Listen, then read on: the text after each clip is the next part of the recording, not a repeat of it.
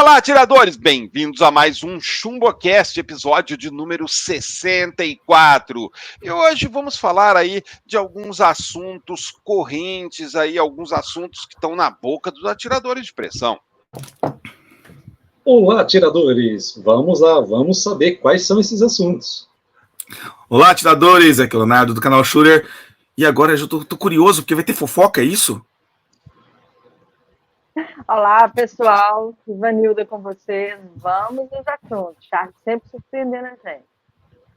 Vamos lá, fofoca, tem uma assim, uma fofoca barra novidade, mas essa eu conto mais pra frente. Ah, então vai ter fofoca. Vai ter alguma coisa assim, mas vamos lá. A gente já tá aí algumas semanas já em 2023, estamos indo aí 2024. Isso, 2024, eu tô perdido no ano aí. O Charles tá como todo mundo, gente. Vou só fazer um comentário, eu também estou anotando 23 em tudo ainda. Não sei o que acontece. Todo começo do ano é assim. Mas enfim, a gente já tá indo aí para o final do mês. Já passou o oba-oba de passagem de ano, só ficou a confusão do ano na hora de falar. E já deu aí para sentir aí mais ou menos como que tá o clima aí do pessoal, porque assim, eu acho que quando tá muito fresca a passagem do ano, o pessoal fica mais, vamos dizer assim, um pouco mais sensível a respeito de trocentos assuntos, né? Aí tem gente que tá muito otimista, tem gente que tá muito pessimista. Aí, com o tempo, vai caindo a ficha, né? As pessoas vão vendo que o ano começou, que o mundo não acabou e as coisas vão meio que se encaixando. Agora que a gente já está aí indo para os finalmente de janeiro, como é que vocês estão notando aí o clima no tiro de pressão, Rondon? O clima melhorou, continua a mesma coisa, piorou? Aquele clima meio apocalíptico deu uma maneirada? Olha, Charles, eu acredito também que porque o pessoal está voltando de férias, está voltando a ter bastante fluxo de mensagem do pessoal para mim. E muitos deles estão preocupados, por exemplo, em relação ao IPI que vai subir. E eles querem investir e ter um estoque de chumbinhos. Isso significa, pelo menos no meu olhar, que nós vamos ter um 2024 bem ativo no tiro de pressão. E as pessoas estão realmente preocupadas em poder atirar várias vezes durante esse ano sem gastar muito. Ivanildo, o que você está achando aí desse... As coisas estão acalmando, não estão? Qual que é a tua percepção? Olha, o que eu venho observando é pelos grupos, né? Que foi mais ou menos o que o Rondon falou aí. Está todo mundo falando bastante do tiro, que é muito positivo. E estão meio que deixando um pouco de lado toda essa ação ou fervor, né, dos comentários relacionados ao governo. Então, assim, eu creio, como sempre, sou bem otimista, que tudo indica que vai ser um bom ano.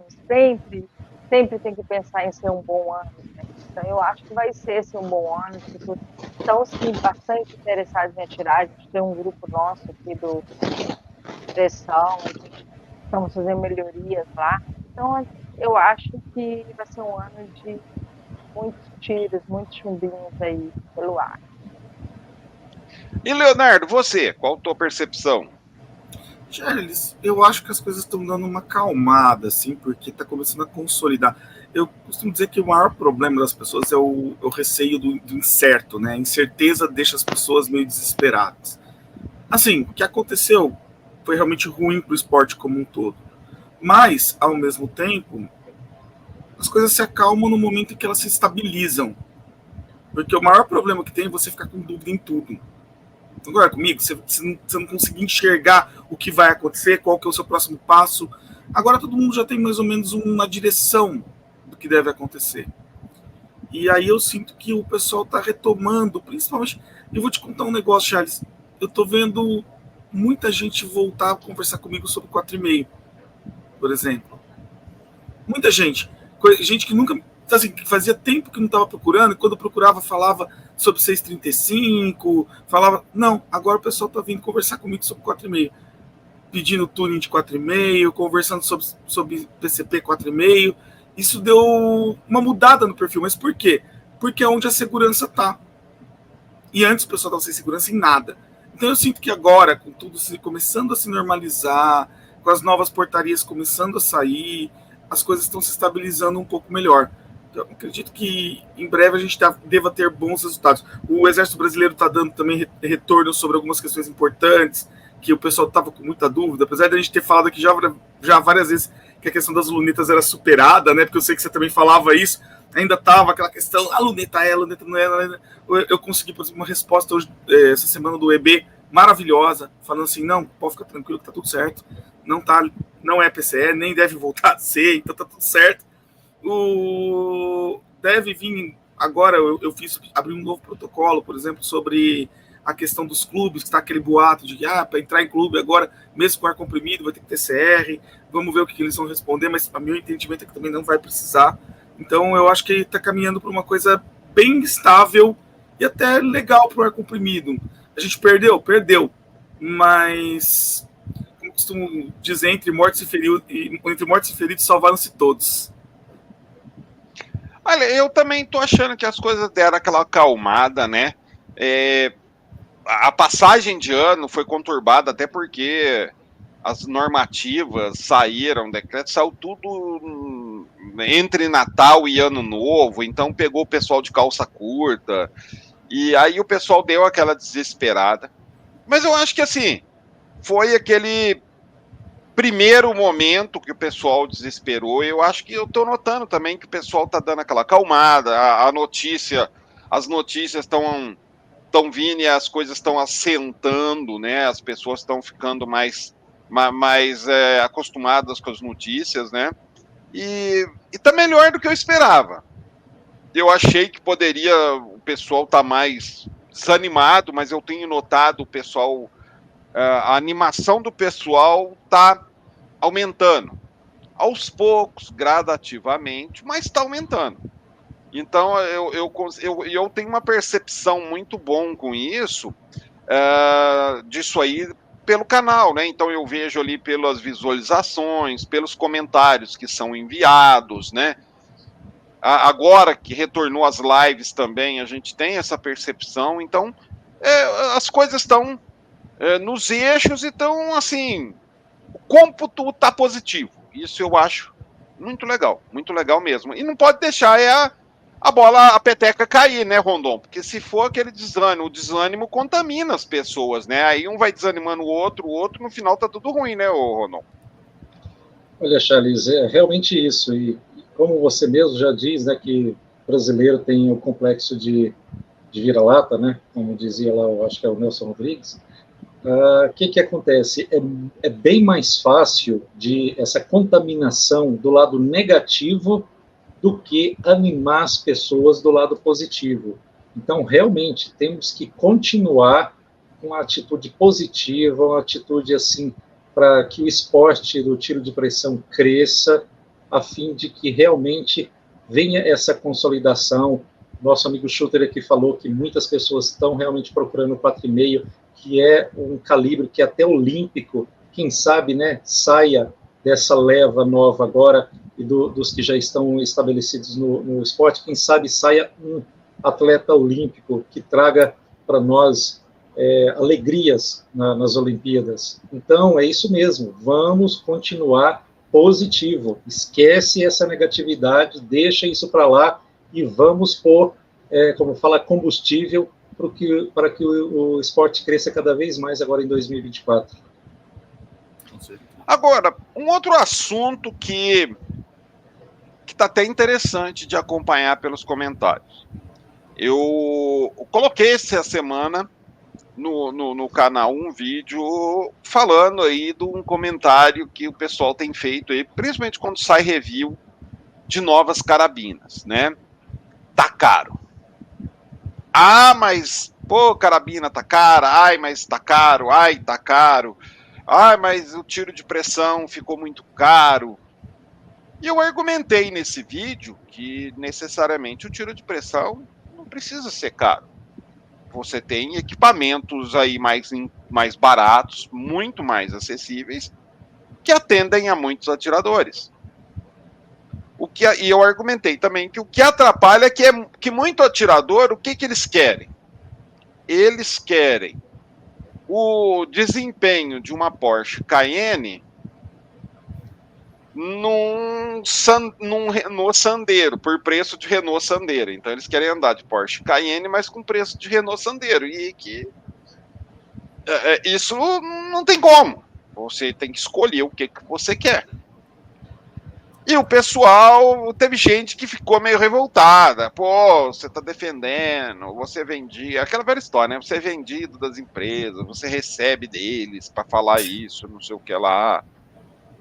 Mas assim, eu não sei, cara. Eu tenho a impressão que tem gente que não para analisar a realidade das coisas. Por exemplo, se você quer comer... comprar cerveja. Vamos falar de uma coisa que a maioria dos brasileiros entende: cerveja. Se você quer ir no supermercado, você quer comprar uma Heineken, você vai ter que pagar o preço da Heineken. Você não pode comprar uma cerveja Urso Polar que custa 80 centavos esperando que dentro daquela lata tenha Heineken. Se você quiser tomar Heineken, você vai ter que pagar o preço da Heineken. Se você está disposto a pagar o preço da Urso Polar, você vai ter que se contentar com a Urso Polar. Não tem como. Quem seria louco de fazer uma Heineken vendendo por preço de Urso Polar? Leonardo, esse é um assunto que é controverso, porque muita gente, eu acho que... Será assim? Eu acho que no fundo a pessoa até ela tem essa compreensão, mas ela teima em externar uma contrariedade a respeito disso. Então, você não tem essa percepção que quando ela fala, ela mesmo sabendo que as coisas funcionam assim, ela teima que aquilo está errado, é um jeito dela, como se ela tivesse, qual que é o termo, ela tivesse externando também uma contrariedade das coisas serem assim, tipo assim, um protesto. Charles, eu acho que tem um quê também da irritação com o nosso país que dificulta muito a nossa vida. Não só no tiro, em tudo. Vamos falar a verdade, o brasileiro é um povo sujeito a coisas que nenhum outro povo do mundo toleraria. Né? Por muito menos do que fizeram aqui no Brasil, o povo ucraniano jogava os políticos dentro do lixo. Não sei se você se lembra dessa história. Opa. Por muito, muito menos, entendeu, do que fizeram aqui. Então, o pessoal, o brasileiro, na verdade, ele é bastante tolerante, se você for pensar friamente. O brasileiro aguenta muita coisa, mas ele acaba externando isso na forma dessa revolta. Porque, assim, não é só no tiro, né, Charles? A gente há décadas, não é uma coisa do governo X ou Y, há décadas, o brasileiro é massacrado com imposto que não é compatível com o ganho dele. Há décadas, a burocracia brasileira emperra o Brasil inteiro. O brasileiro luta contra a burocracia o tempo inteiro, em todas as áreas.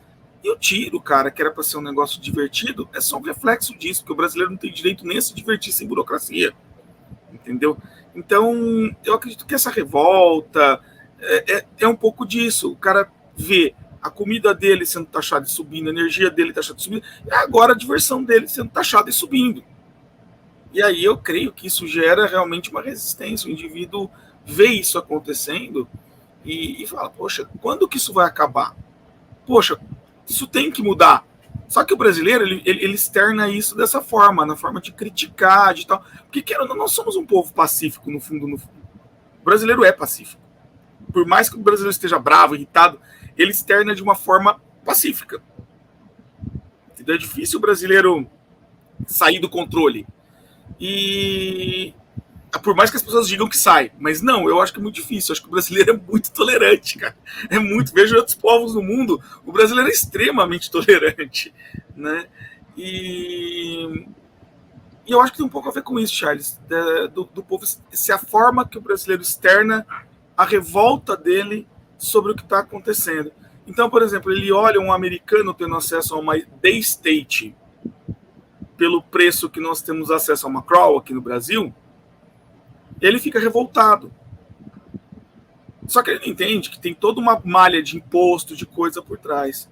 E ele não entende que, na verdade, ele vai ter que se adequar a essa realidade. Ou lutar para mudar a realidade de alguma forma. Mas ele tem que se adequar à realidade, da legal que ele vive. E as lojas se adequam e todo mundo, no fundo, vai se adequando, se encaixando. E aí ele manifesta isso dessa forma, de tudo é caro, realmente tudo é caro. Vai dizer que é barato as coisas no Brasil? Não é, né? Compara ainda mais com o poder aquisitivo do brasileiro versus de outros. Não é, cara. A gente paga caro demais de tudo. Não é só de arma. Olha carro no Brasil. Entendeu? É que todo mundo a gente tá olhando aqui o nosso lado das armas, né? Aí o cara vem falar, o Charles é vendido porque defendeu. Não, cara, é que a loja tá na mesma situação que a gente. O importador tá na mesma situação que a gente. Tá todo mundo na mesma situação. Entendeu? Esse que é o problema. E eu acho que é isso que a gente precisa entender. O verdadeiro problema não tá nas pessoas que estão no sistema. O verdadeiro problema tá lá em cima. Entendeu? Só que o brasileiro não enxerga isso. Ivanilda, você que trabalha em um restaurante, para quem não sabe, Ivanilda é uma sushi woman. Você entende muito bem essa questão de preço das coisas, principalmente preço e qualidade. E você também tem contato aí, mesmo que indiretamente, com quem frequenta um restaurante. Deve ter muita gente reclamando. Tá caro, tá caro. Como é que você vê toda essa situação? Olha, eu penso assim, Charles, as pessoas já têm o hábito por si de reclamar e já querem sempre ganhar alguma coisa, né? Isso já é padrão. Aplicando em restaurante como eu trabalho, vou dar até um exemplo. Essa época do ano, o atum torna-se um peixe escasso porque ele segue uma corrente marinha que está mais, é uma água gelada que ele anda nele, então está mais oceano dentro, menos próximo à praia. Então torna-se um produto caro e escasso. Então, assim, tudo tem esse caminho, né? E a mesma coisa se aplica no tiro. A gente pensa, muitas vezes, às vezes eu fico pensando aqui, conversando, eu converso com duas meninas lá na academia, elas não atiram nem nada, mas a gente conversa um pouco assim, elas perguntando a respeito, e elas achavam que era tudo muito mais barato. Mas por não ser de fogo, não era para ser mais barato? Essa semana eu escutei esse comentário. Eu falei, não, mas é um esporte em que o equipamento requer segurança. Expliquei um pouco para elas como que funciona e realmente me surpreendeu a forma, inclusive até a garota que me treina, né? Ela falava, cara, eu sempre achei que coisa de chumbinho era muito barato. Então, assim, pessoas também, muitos não têm noção de que não é porque não é de fogo que tem que ser barato, né? A gente está falando que, querendo ou não, é como é que eu digo? São carabinas, né? São carabinas, elas soltam mini projetos. Então, cara, tudo tem o seu custo, né? É relativo. Então, se você for pegar, a gente até falou no Fumbocast aqui sobre o pessoal do fogo investe em tudo de grande qualidade, né? E o pessoal do chumbinho já compra uma carabina reclamando talvez do preço e depois quer que entregue algo de grande qualidade. E não é assim que funciona. Eu acho que quem está reclamando tem a consciência de que não é assim que funciona, mas pelo hábito brasileiro de ter que reclamar, de buscar até uma palavra feia, né? De como buscar um erro para poder comentar sobre. Então é mais pelo hábito cultural de ter que reclamar. E a gente vê aí os meus equipamentos aqui, o meu mais Fabiano, não são equipamentos de grandes resultados olímpicos ou resultados, são equipamentos bons para o que a gente tem, para o espaço que a gente atira e para o nível de atiradores que nós somos. Então, você tem que ver também o que você é, qual tipo de atirador que você é, qual espaço você vai atirar, para poder ver qual equipamento vai se encaixar. De acordo com que você vai evoluindo, você automaticamente vai sair tipo de um carro manual, carro automático. Então você vai sair de uma carabina de entrada, que o custo dela não é barato, mas é mais em conta, para depois ir evoluindo para carabinas mais que vão te entregar mais resultados, que você esteja treinando para poder adquirir. No resumo de tudo, o hábito de ter que reclamar é sempre em primeiro lugar do que ter a visão de que, esporte maneiro, eu consegui entrar, estou atirando bem, então vamos evoluir de acordo que as coisas vão andando. Afinal, um bebezinho sai andando, né? Primeiro engatinha, cai, engatinha, para depois conseguir caminhar, para depois conseguir correr e assim por diante. Mas é muito do cultural. Cultural, você vê se uma pessoa cai, todo mundo comenta, 10 comentam, ajuda a levantar. A gente vê isso muito. Então, é mais fácil você comentar do erro, da desgraça alheia, como se diz minha mãe, né, do que você analisar os fatos. E realmente, todo e qualquer esporte ele não é barato quando você quer um bom resultado. Bicicleta, para você ter um bom tênis, para você poder pedalar, é caro. Academia, para você ir para academia, você está com uma roupa confortável, é mais caro. Então, assim segue a vida, é mais fácil reclamar do que agradecer, né? E assim eu penso. Rondon, o que você acha disso? Olha, é o que nós falamos agora no início, né? O brasileiro vê, e igual o Ivanildo falou, gosta de externalizar só a parte negativa, porque isso dá ibope. Nós já falamos várias vezes aqui no Chumbocast, em lives e tudo mais. A grande mídia, a velha mídia, como é chamada no Brasil, ela vive do que é negativo. Tudo que é negativo dá ibope para ela. E também fica na mente das pessoas, na cultura das pessoas, principalmente as pessoas que, vamos dizer assim, são levadas pelo fluxo da grande massa, ou seja, aquelas pessoas que não param para refletir e tudo mais, fica essa cultura do negativo. Né? Então, o negativo vai dar sucesso. Em qualquer roda de conversa, quando alguém começa a falar de algo negativo, as outras pessoas começam a dar atenção para aquela pessoa. Então, aquela pessoa se sente até importante, se sente ali valorizada. Mas não é isso que vai realmente trazer a solução para os problemas, tanto do Brasil como de qualquer outra área, e principalmente falando aqui do tiro de pressão esportivo. Não é ficar comentando a negativa, é nós unirmos forças em prol de um bem comum, algo positivo, isso sim vai trazer benefícios para nós.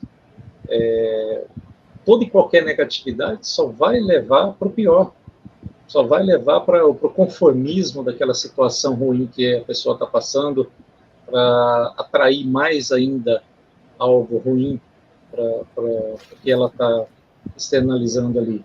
Então, se nós queremos realmente que o tiro de pressão cresça, que o tiro de pressão realmente traga para nós esse prazer tão bom que ele traz, nós temos que ser positivo, nós temos que ter anticorpos para essa negatividade.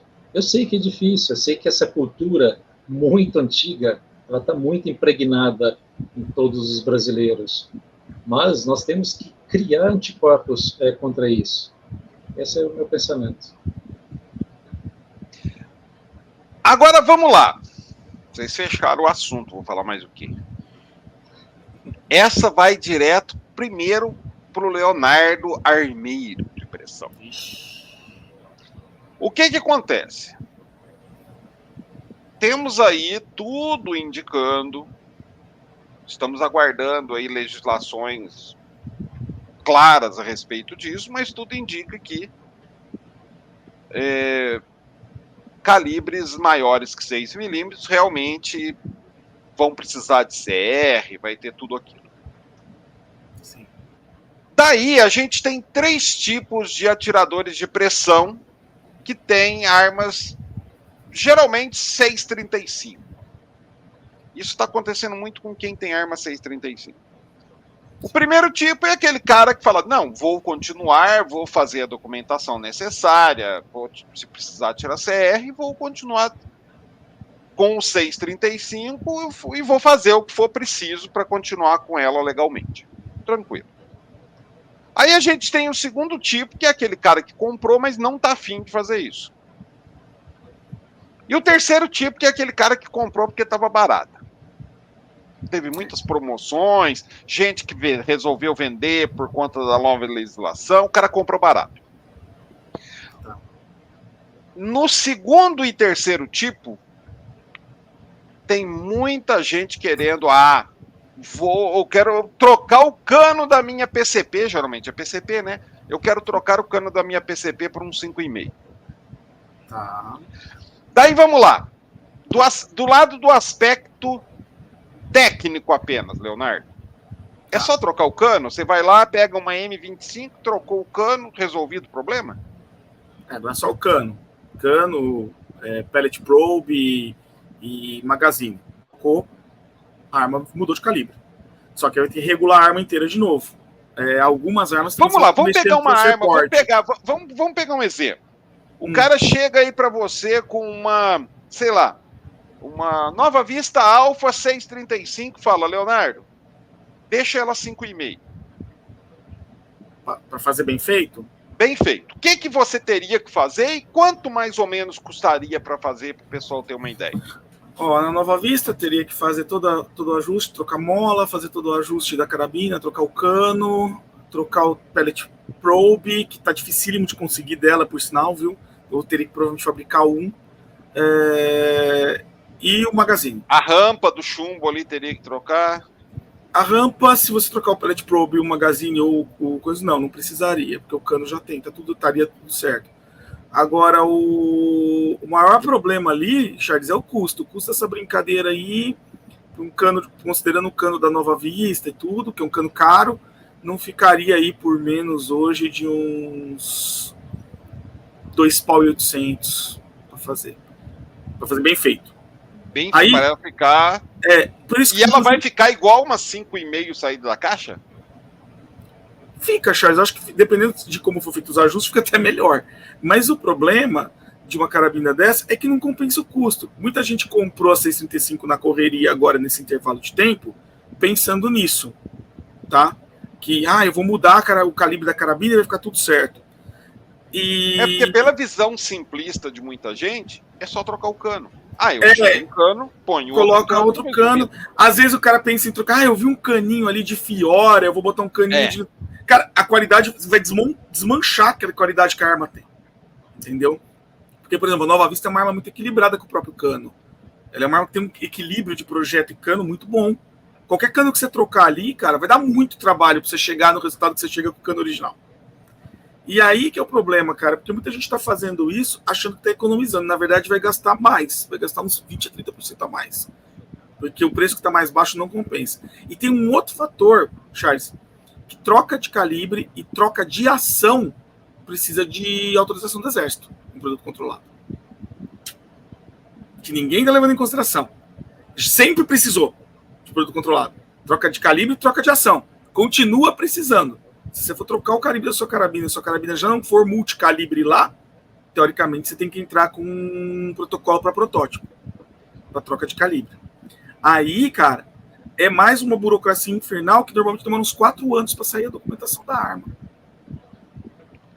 Rondon, muita gente não está sabendo disso. Do custo envolvido, da burocracia envolvida. E aí? Charles, o Shooter falou aqui do custo, mais ou menos. Ou seja, seria pouco mais de 2 salários mínimos para poder fazer essa troca. Sem contar a Se burocracia. brincar, tá mais o preço que esse pessoal pagou pela arma no 635, né? Isso. Está pouco mais de 2 salários mínimos, isso sem contar a burocracia do Exército e custos também que isso vai ter, tá? No Exército, lá, essa burocracia tem custo. Ok, pouco mais de 2 salários mínimos. Em um dos grupos de tiro de pressão que eu participo, tem várias lojas e pessoal que vende armas ali. Foi anunciado de ontem para hoje uma Nova Vista, foi a Nova Vista Alpha aí, mas uma Nova Vista, aquela PSR2, a outra, a Leviathan. Uma Leviathan PSR2 5,5, ou seja, ela é um pouquinho mais avançada do que a Alpha. Por cerca não, o valor dela hoje, em janeiro de 2024, R$ 4.600, ou seja, menos de 4 salários mínimos. Então, pegar essa Nova Vista 635 para transformar ela em 5,5 vai gastar mais de 3 salários mínimos. Um salário mínimo a mais nisso daí, eu compro uma Leviathan 5,5, totalmente legalizada, sem precisar de burocracia nenhuma. Vai chegar em casa e eu já posso utilizar ela. Sinceramente, eu acho que não vale a pena essa troca de calibre. Não vale a pena de forma alguma. Tecnicamente é possível, mas não vale a pena. É muita dor de cabeça, é muito gasto.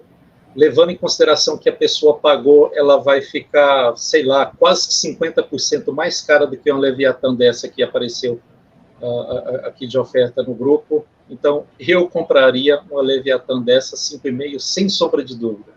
Deixaria essa 635 e venderia ela para quem tem o CR, tem todas as necessidades que se precisa para ter uma arma 635. Ivanildo, considerando tudo isso aí, e para quem já comprou pensando nisso e agora descobriu que não foi tão bom negócio, já descobriu que vai custar caro. E aí, o cara fala, porra, mas eu não vou investir essa grana e agora eu tô com uma arma na mão, um pepino na mão. O que eu faço? Olha, como se diz, né? Se ele fosse bom, a gente vendia. Mas, assim, se fosse... Eu estava realmente com muita vontade de ter uma 635, aí acabou acontecendo toda essa mudança de governo e a gente não adquiriu nenhum. Pelo prazer de ter um calibre diferente. Eu penso assim, já que você está com a carabina aí, no momento, não houve uma mudança anterior que permitiu, que liberou o 635, que eu lembro até quando eu comecei a participar, né, do tiro esportivo em geral, era bem criticado, 635, o pessoal não botava tanta fé. Se for permitido você ficar com ela guardada,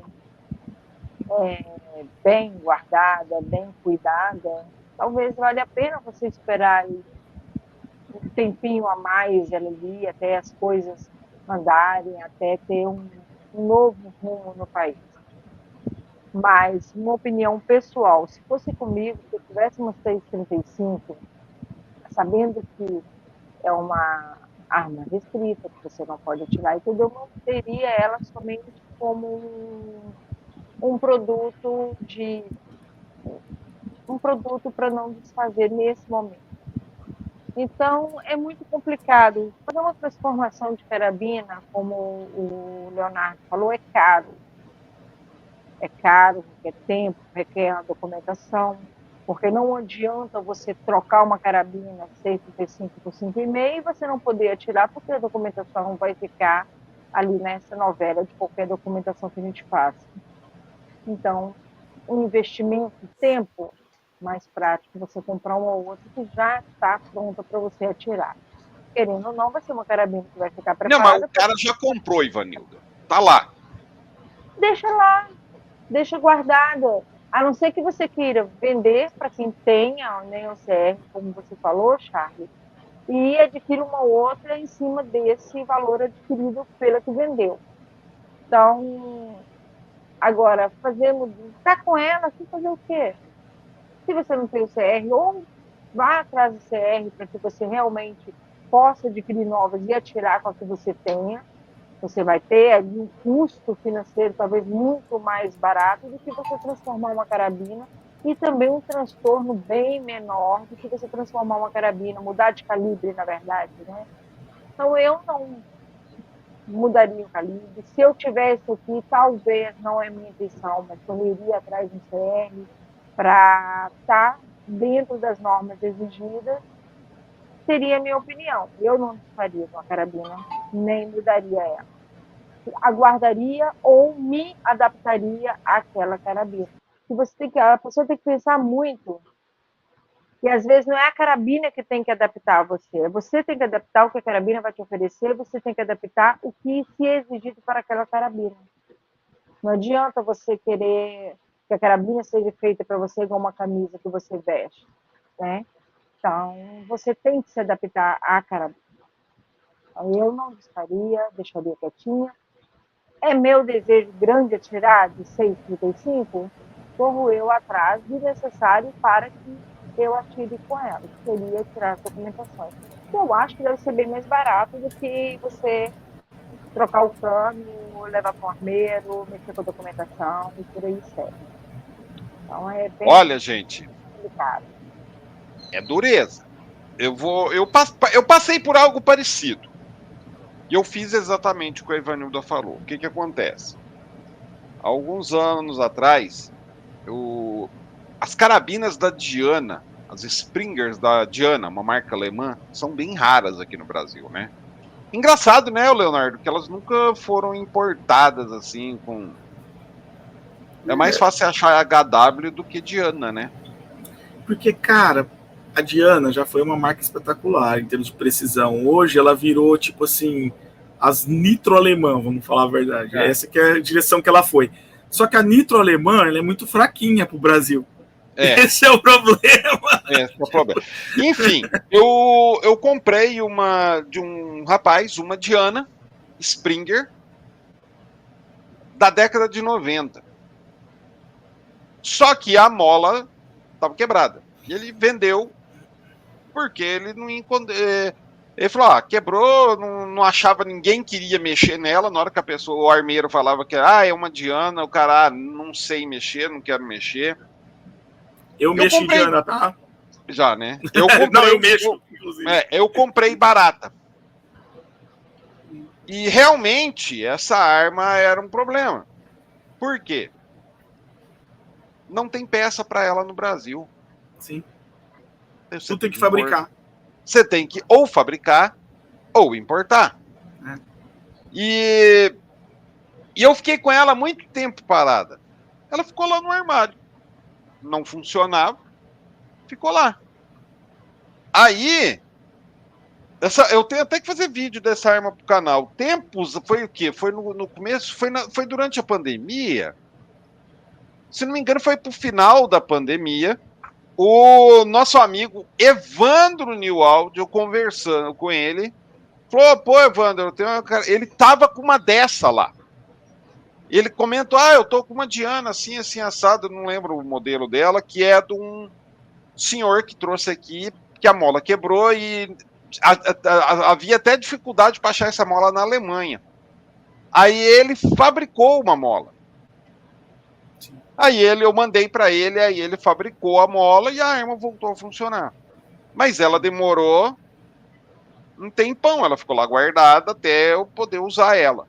Eu acho que é a mesma coisa. Eu optaria. Geralmente eu acho que vale a pena optar pelo que a Ivanilda falou. Vamos dizer que você comprou uma PCP 635 hoje. Vou chutar um valor baixo, 2.000. Tá? Um número redondo. Se você encontrar alguém disposto a comprá-la pelo mesmo valor que você comprou, venda. Se ninguém quiser pagar os 2.000, deixa guardado. Deixa guardado. Eventualmente, você pode mudar a legislação ou você pode se programar para tirar um CR, para usá-la legalizada. Agora, o que não vale a pena, né, o Rondon, é o cara comprar por 2.000 e no desespero, no desânimo, vender por 1.000. Literalmente está jogando dinheiro fora, está queimando dinheiro. E como se diz, só louco que faz isso. Então é uma loucura comprar por um valor e vender por um valor muito mais baixo, ou seja, praticamente a metade aí. Então, o conselho pela da Ivanilda quantidade procede. de gente que comprou pensando em trocar calibre, eu acho que o melhor vai... E teve gente que comprou pensando nisso. Cara, vou comprar para trocar o calibre porque a pessoa pensava simplisticamente que era só trocar o cano. Eu vou fazer um grande alerta nesse sentido, Charles. Nós vamos ter uma onda de usados de troca de calibre. Porque a qualidade da arma, se não fizer bem feito, vai cair muito. Vai ficar uma... Vai ter um monte de armeiro que vai propor essa troca de calibre por uns 1.000 conto aí, usando o cano. E vai ficar aquela beleza, né? Rebels, e vai ficar uma porcaria. Entendeu? Então, cara, vai ter uma onda de usados. Vai ter uma onda de usados violenta. E a gente vai ter que ficar atento com a onda de usados agora.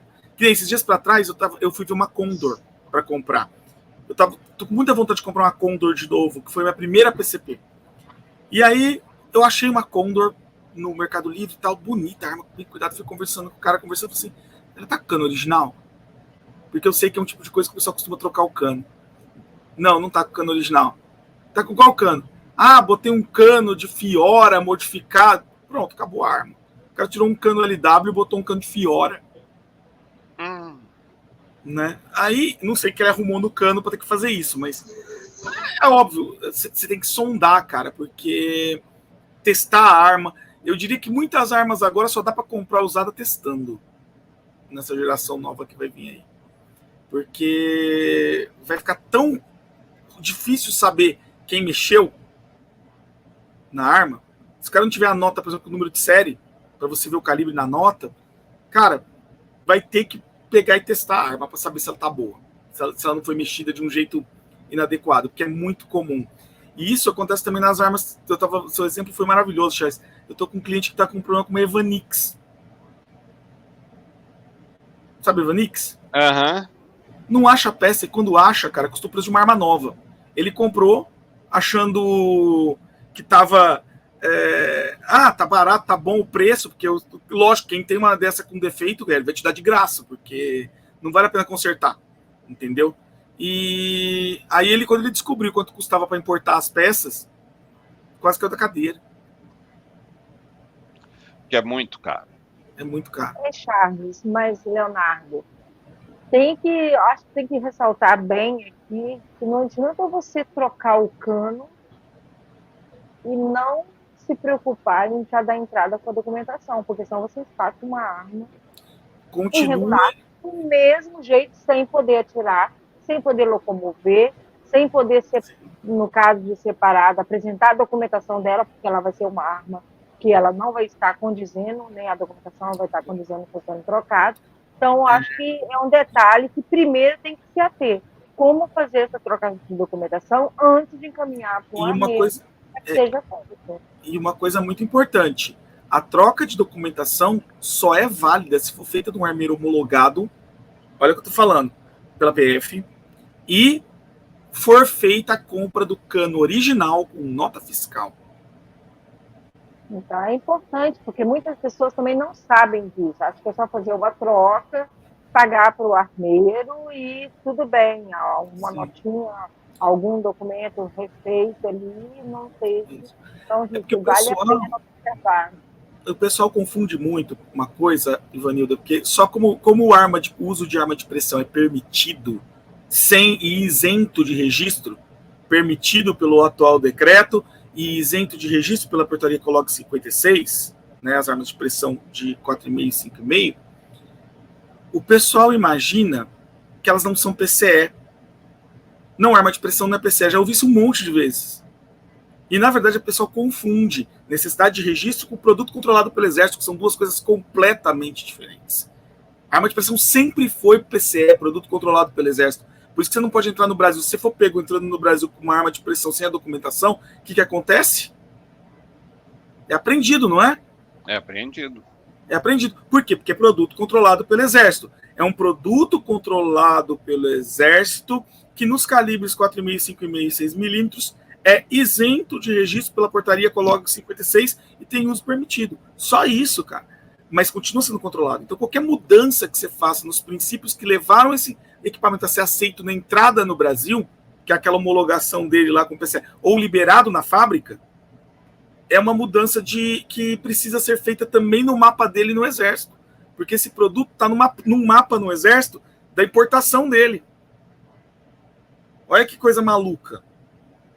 Entendeu? O Exército sabe o número de série de todas as armas de pressão que entraram no Brasil. E ninguém pensa sobre isso. Quando o cara traz lá do Paraguai, eu trago do Paraguai, tira uma notinha fria.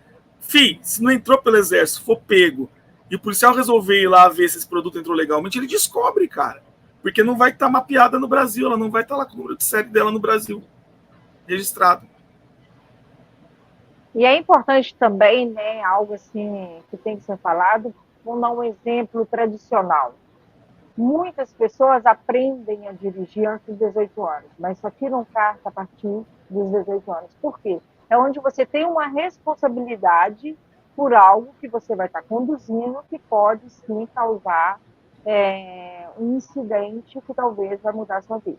A mesma coisa a carabina. Por que ela tem que ter esse registro? Por que ela tem que ter isso? Porque é, sim, algo liberado para que toda pessoa acima de 18 anos possa praticar o esporte, pode se dedicar ao esporte e também relaxar com esse esporte, mas que sejam pessoas responsáveis por ser algo que também, se não for manejado com toda atenção, pode causar algum incidente indesejado. Então, isso é muito natural, é onde você tem que ver por que tem que é registrado pelo exame, por que tudo isso? Porque precisa ser conduzido por pessoas que têm responsabilidade, né, saber manusear. O Rondon, né, Rondon tem atirado no sítio dos seus familiares, você sabe a responsabilidade que você tem quando você está lá. Quando nós vamos aqui no sítio, normalmente não tem criança nenhuma, é um lugar totalmente deserto, você tem uma responsabilidade, porque não é só ser humano. Existem, talvez, animais ao redor, a qual você tem que se preocupar e procurar um lugar seguro para estar atirando. Então, é muito importante isso, é como tirar uma carteira de carro. Você tem que ter uma idade para você ser responsável e responder pelos atos a qual você está conduzindo o veículo. E assim também é no tiro, assim também é no surf. Você deve fazer aula com a pessoa responsável para que você não machuque nenhum banhista na areia e também não venha a acontecer nenhum incidente com você. E na vida é assim. Você tem que ter a responsabilidade com suas atitudes e com os esportes que você está praticando, né, em geral. Então, por isso tem que estar legalizado, por isso tem que estar registrado bonitinho. Então, a documentação talvez seja mais importante do que até mesmo tem que pensar primeiro, na verdade, do que até mesmo a troca de cana para trocar o calibre de uma carabina. Você tem certeza que a documentação vai sair. Posso até complementar? Ivanildo, eu acho que você tocou um assunto que também eu acho que é muito importante, que é a nossa responsabilidade com a documentação, com tudo isso. Isso é parte da responsabilidade do atirador, inclusive com o esporte e com os outros atiradores. Porque cada atirador que faz uma besteira, que está andando fora da linha, que está andando fora da lei, ele prejudica o esporte inteiro. Ele prejudica eu, prejudica você, prejudica o Charles, prejudica o Rondon, prejudica todo mundo que está assistindo. Entendeu? Então é muito importante para nós, atiradores, estarmos dentro da lei. Respeitarmos a lei, por menos que a gente concorde com ela. Você pode não concordar, você pode dizer, puxa, a lei é um absurdo, eu não gostaria que ela fosse desse jeito, eu queria que fosse diferente. Você pode não concordar com a lei. Mas pelo bem do esporte, você deve seguir a lei. À risca. Você deve evitar fazer coisas que possam levar o esporte a passar por uma situação de agravamento. Porque toda vez que um atirador faz uma besteira, a gente estava vendo algumas besteiras aí que eu não vou nem comentar por uma questão de não criar celeuma, mas o Rondon sabe do que eu estou falando, que estava rodando nos grupos que a gente acompanha aí, de atiradores fazendo algumas besteiras com as armas. Cara, isso só prejudica o tiro de pressão como um todo. Fode todo mundo. É um absurdo, sabe, gente? E nós tínhamos que ter a responsabilidade de quem souber de uma coisa dessa, denunciar. Antes da merda, vai lá, polícia, pega esse cara e leva esse cara embora. Resolve esse problema. Entendeu? Dureza. Porque, cara, isso prejudica todo mundo. Gente, esse foi o episódio número 64 do Chumbocast. Esperamos que vocês tenham gostado. Dúvidas, comentários, deixa aí embaixo no campo dos comentários. Deixe seu like, muito importante para o canal. Ajude a divulgar esse episódio e nos vemos no próximo episódio. Até mais para vocês. Até mais, pessoal. Até mais, pessoal. Tchau, pessoal.